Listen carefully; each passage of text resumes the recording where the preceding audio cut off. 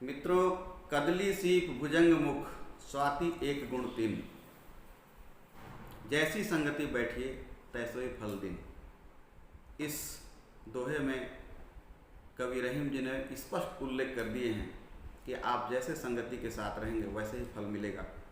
क्योंकि स्वाति नक्षत्र की बूंदें अलग अलग नहीं होती हैं। स्वाति नक्षत्र में जो बूंदें बारिश में आती हैं सभी बूंदें एक समान होती है, लेकिन वही बूंद कदली के मुख में पड़ करके कर्पूर बन जाता है, सीप के मुख में पड़ करके एक सुंदर मोती बनता है, और वही बूंद एक सांप के मुख में पड़ करके विष बनता है।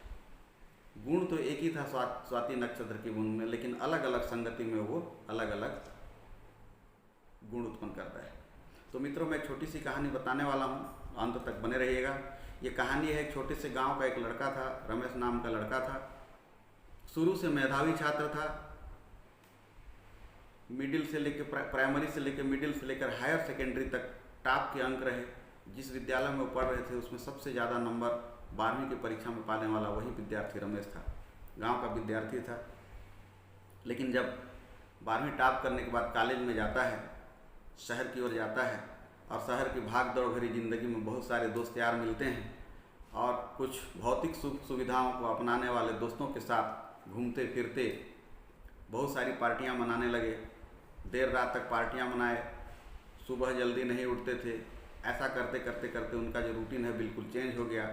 और चूँकि पार्टियां ज़्यादा करना है, दोस्तों के साथ खर्चे करने हैं, तो घर से पैसे भी अपने माता पिता को तंग करके मंगाने होते थे। और माता पिता जब मना करते थे कि आप किस रूटीन में जा रहे हो, कैसे संगति में जा रहे हो, तो वो अपने पेरेंट्स को भी डांटते थे कि आप लोगों को मेरे बारे चिंता करने की ज़रूरत नहीं है, मुझे मेरे भविष्य के लिए, अपने फ्यूचर के लिए क्या करना है वो सारे चीज़ मुझे आते हैं।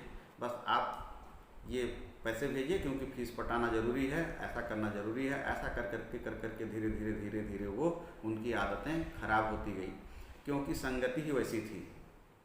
तो मित्रों, साल भर बीता।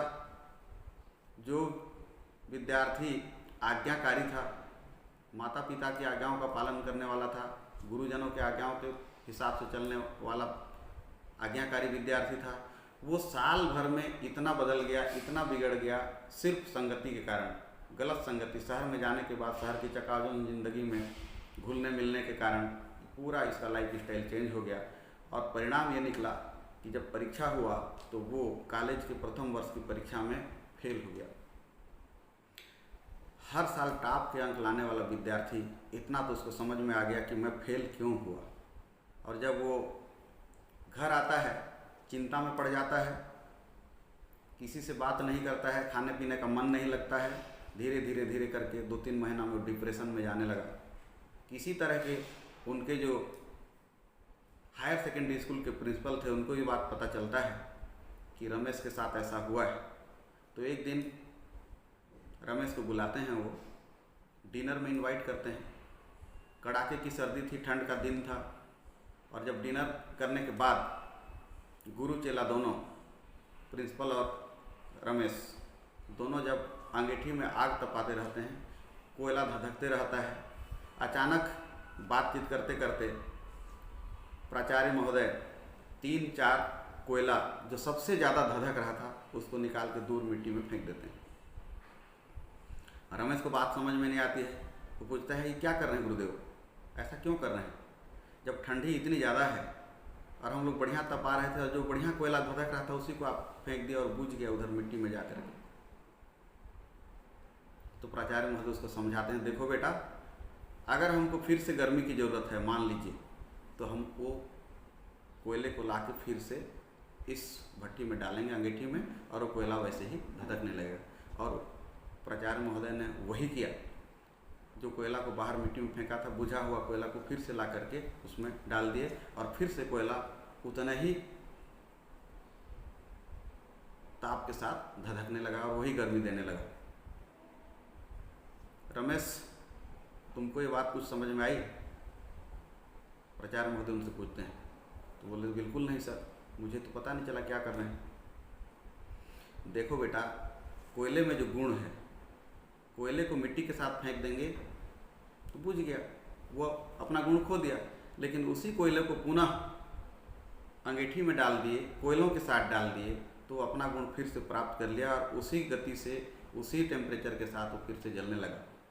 सेम थिंग आपके साथ हुआ है। आप में क्वालिटी है, आप मेधावी छात्र हो और आप हर साल टॉप लाने वाले विद्यार्थी, संगति के कारण, तुम्हारी जो दोस्ती यारी हुई उसके कारण तुम फेल हुए हो।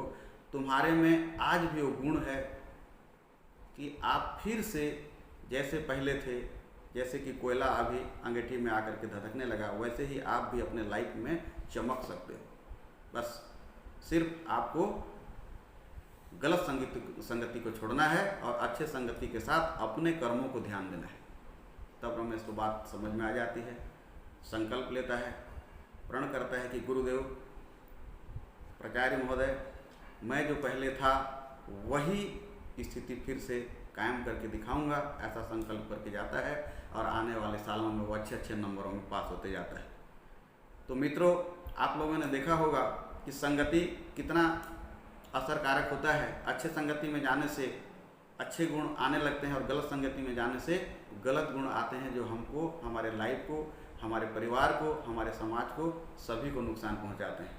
इसलिए मित्रों, मैं इस कहानी के माध्यम से आप लोगों तक ये संदेश पहुंचाना चाहूँगा कि हमेशा संगति अच्छे लोगों से करें और बुरी संगति को छोड़ दें। धन्यवाद दोस्तों। अगर मेरा ये वीडियो आप लोगों को पसंद आया होगा तो मेरा वीडियो को लाइक करें, शेयर करें और मेरा चैनल को सब्सक्राइब कर देंगे। धन्यवाद दोस्तों।